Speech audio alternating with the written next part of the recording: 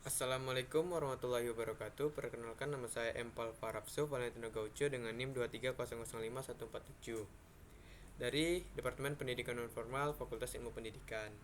Baiklah, di sini saya ingin mempresentasikan proposal kewirausahaan yang telah saya susun atau saya rancang, yang mana judul usahanya yaitu pertanian dan nama usahanya budidaya tanaman cabai. Lalu pada proposal saya terdapat 4 bab, yang mana bab pertama terdapat pendahuluan, yang mana isinya terdapat latar belakang, visi misi dan tujuan. Lalu ada analisis SWOT dan strategi budidaya. Pada latar belakang, tanaman cabai merupakan bagian integral dari berbagai masakan di seluruh dunia dan memiliki peran penting dalam industri pertanian. Dengan keunikan rasa pedas yang dihasilkan oleh senyawa capsaicin, cabai tidak hanya memperkaya cita rasa makanan tapi juga memiliki nilai ekonomi yang signifikan. Budaya cabai melibatkan faktor-faktor seperti iklim, tanah, dan teknik pertanian yang memainkan peran penting dalam keberhasilannya. Seiring dengan perkembangan teknologi pertanian, metode budidaya tanaman cabai terus mengalami inovasi untuk meningkatkan hasil dan efisiensi produk. Selain itu, pemahaman tentang pemupukan, pengendalian hama, dan penyakit juga dapat bagian dari integral dari budidaya tanaman cabai yang modern. Lalu ada visi, misi, dan tujuan. Visi menjadi pelopor dalam budidaya tanaman cabai yang inovatif dan berkelanjutan, menciptakan ekosistem pertanian yang produktif dan memberikan kontribusi positif bagi keberlanjutan lingkungan dan kesejahteraan masyarakat. Misinya, penerapan teknologi pertanian canggih, pelatihan dan pendidikan petani, pengembangan pasar dan pemasaran, keberlanjutan lingkungan, partisipasi dalam komunitas lokal. Lalu ada tujuannya untuk ketahapan terhadap perubahan iklim, efisiensi penggunaan sumber daya, pemberdayaan petani, dan diversifikasi pasar dan produk. Lalu untuk analisis SWOT dan strategi. Analisis SWOT terdapat kekuatan, kelemahan, peluang, dan ancaman. Kekuatan dari analisis ini adalah kekuatannya terletak pada nilai ekonomi tinggi. Cabai memiliki nilai ekonomi yang tinggi sebagai komoditas hortikultural sehingga memberikan potensi pendapatan yang signifikan. Kelemahan, budidaya cabai ini rentan terhadap hama dan penyakit yang dapat mengurangi hasil produksi. Peluangnya, pada budidaya ini dapat memanfaatkan teknologi pertanian canggih sehingga dapat meningkatkan efisiensi dari hasil produksi. Ancaman, perubahan iklim dapat mempengaruhi hasil produksi dan memicu tantangan dalam budidaya cabai. Lanjut, ada strategi. Strategi untuk menjalankan usaha budidaya tanaman cabai ini adalah dengan menggunakan analisis 4P, yaitu sebagai berikut, yang mana terdapat produk, harga, tempat, dan promosi atau project, price, place, and promotion. Untuk produk, mengembangkan varietas cabai unggul dengan rasa yang khas, memastikan kualitas dan kesegaran produk, menawarkan variasi produk seperti cabai organik, cabai berkebun lokal, dan produksi olahan berbasis cabai. Untuk harga, menetapkan harga yang bersaing, memperhitungkan biaya produksi, dan memberikan nilai tambah yang sesuai. Menerapkan strategi harga diferensi untuk produk-produk premium atau varietas khusus.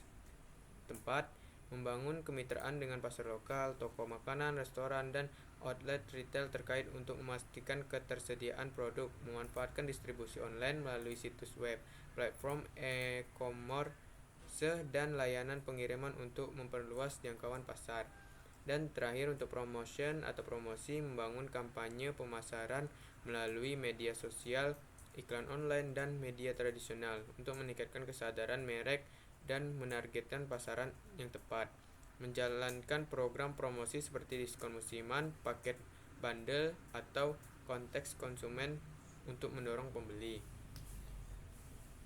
Dan lanjut masuk ke bab 2, yaitu pemasaran. Bidang usaha, nama usaha budidaya tanaman cabai, bidang usaha pertanian, jenis usaha cabai. Alamat perusahaan, Jalan Raden Fata, RT 02, Kelurahan Karyamakmur, Kecamatan Ibung. Nomor telepon 0896 3901 1090. Mulai berdiri 2023 atau baru direncanakan. Lanjut, ada jenis produk pertanian.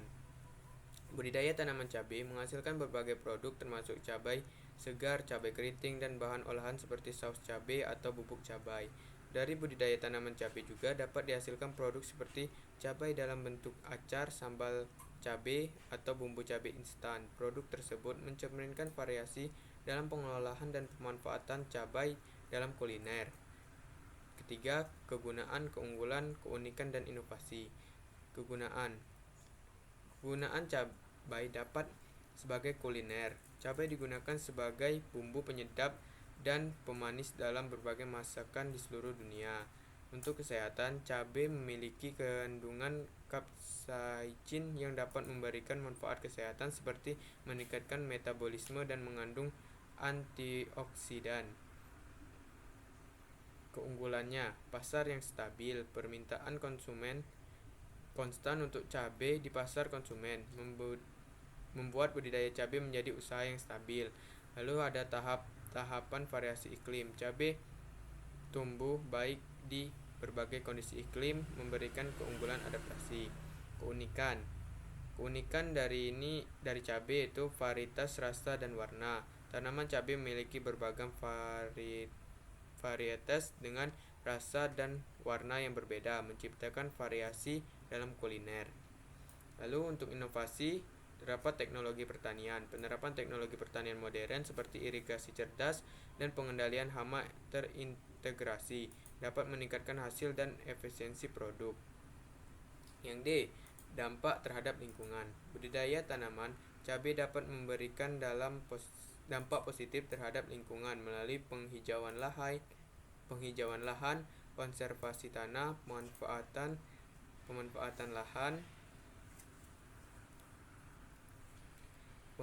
lahan yang tidak produktif, penyerapan karbon, peningkatan keanekaragaman tanaman, dan pengelolaan limbah organik melalui pengomposan. Praktik-praktik pertanian berkelanjutan dapat memperkuat dampak positif. Itu saja isi untuk dari bab 2. Lanjut ke bab 3, yaitu ada rencana budidaya. Pengelolaan lahan dan penanaman, pemeliharaan dan pengendalian hama penyakit. Untuk pengelolaan dan penanaman terdapat pupuk kandang 120 kg per kilonya Rp1.000. Jadi totalnya Rp140.000. Mulsa plastik 1 roll, harganya Rp5.000, sama dengan Rp5.000. Bibit 1.500 per kilo. Jadi totalnya 150 bibit, Rp225.000. Untuk ajir 16,5 kg, 1 kilonya Rp1.600 atau sama dengan Rp26.000. Ada ajir 1.500, satuannya 400, jadi Rp600.000 untuk 400 ajir. Urea 16,5 kg atau sama dengan 1 kilonya Rp1.600, jadi totalnya Rp26.400. Neskuru 1 dirijennya Rp85.000, jadi totalnya Rp85.000. Sewa traktor Rp60.000. Ponska 30 kg, jadi totalnya Rp75.000.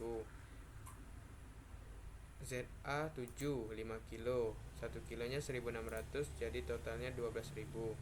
KCL 1,4 kg, 1 kilonya Rp2.500, jadi totalnya Rp3.500. SP36 1,4 kg, 1 kilonya kurang lebih Rp2.500, jadi totalnya Rp3.500. Jumlah keseluruhan untuk pengelolaan dan penanaman totalnya Rp1.730.400. Lanjut, ada pemeliharaan. Pemeliharaan terdapat Neskuru 3 dirijen Rp85.000, jadi untuk 3 dirijen Rp255.000.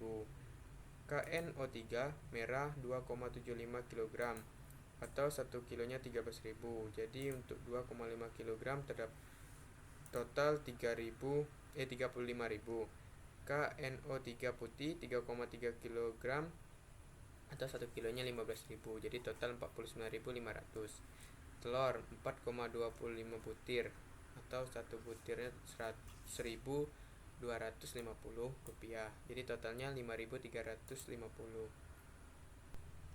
Jadi total untuk pemeliharaan jumlah 345.600. Lanjut, ada pengendalian hama dan penyakit.